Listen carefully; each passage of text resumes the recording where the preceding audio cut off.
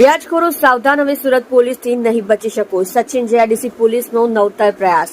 વ્યાજખોરો વિરુદ્ધ સતર્કતા અભિયાન. શ્રમિક પરિવારો વ્યાજખોરોના ચુંગલમાં ફસાવાની ફરિયાદો. સચિન જેઆઈડીસી પોલીસ સ્ટેશન વિસ્તારમાં સાયકલ પર બેનર, પોસ્ટર લગાડી લોકોને કરવામાં આવ્યા જાગૃત. ઝોન 6 વિસ્તારના અલગ અલગ વિસ્તારોમાં ફરશે સાયકલ, લોકોને કરવામાં આવશે જાગૃત. ભોગ બનનારાઓ ઝોન 6 વિસ્તારના પોલીસ સ્ટેશનમાં કરી શકશે અરજી અને ફરિયાદો. ઝોન 6 વિસ્તારમાં લોક દરબારનું પણ આયોજન કરવામાં આવશે. ભોગ બનનારાઓ લોક દરબાર આવી શકે છે. વ્યાજ નાણાં લેવા હોય તો સરકારી સંસ્થા પાસેથી લેવા તેવી માહિતી આપવામાં આવશે.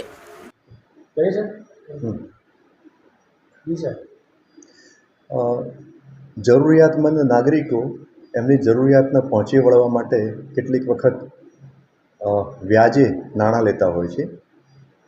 આ જરૂરિયાતમંદો કેટલીક વખતે નાણાં લેતા વખતે અમુક જે વ્યાજખોર હોય છે કે જે ગેરકાયદેસર વ્યાજની પ્રવૃત્તિ સાથે સંકળાયેલા હોય છે કે જેઓ રજિસ્ટ્રેશન વગરના અને અમુક ઊંચા દરે વ્યાજ વસૂલતા હોય છે અને બળજબરીથી અમુક મિલકત અથવા તો વ્યાજ અને મુદ્દલ કઢાવતા હોય છે.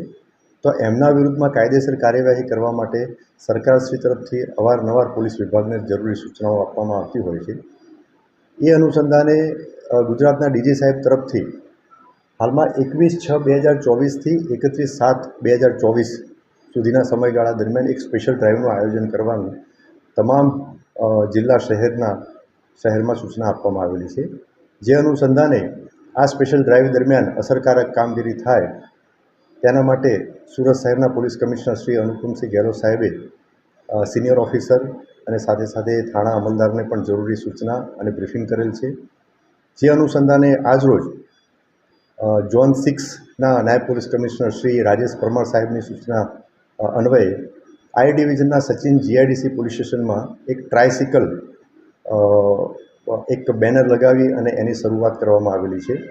આ ટ્રાયસિકલ ઝોન 6 વિસ્તારમાં અલગ અલગ વિસ્તારમાં ફરશે અને લોકોમાં એક જાગૃતિ આવે, એટલે કે એ જાગૃતિ એ અનુસંધાને લોકો જે આ ગેરકાયદેસર વ્યાજખોરોના આતંકના ભોગ બનેલા હોય એ સામે આવી અને પોલીસ સ્ટેશનમાં જે તે અરજી અથવા તો ફરિયાદ આપે અને એની સાથે સાથે જો એમને વ્યાજે નાણાં લેવા હોય તો એવી સરકાર માન્ય સંસ્થાઓ પાસેથી જ જે વ્યાજે નાણાં લે એ બાબતમાં પણ જાગૃતિ લેવા માટે આ જે ટ્રાયસિકલ જે છે એમાં જે બેનર લગાવવામાં આવેલું છે એમાં એ લખાણો લખવામાં આવેલા છે. લોકોમાં જાગૃતિ આવે એના માટે થોડા જ ટૂંક સમયમાં જ એક ઝોન 6માં એક લોક દરબારનું આયોજન પણ કરવામાં આવનાર છે.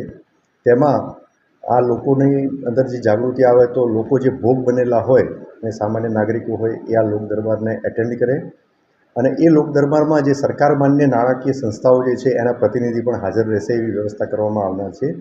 અને એ પ્રતિનિધિઓ કેટલા દરની કઈ રીતના લોન મળી શકે અને એમાં શું પ્રોસેસ હોય છે એની જાણકારી પણ આ લોક દરબારમાં મળશે.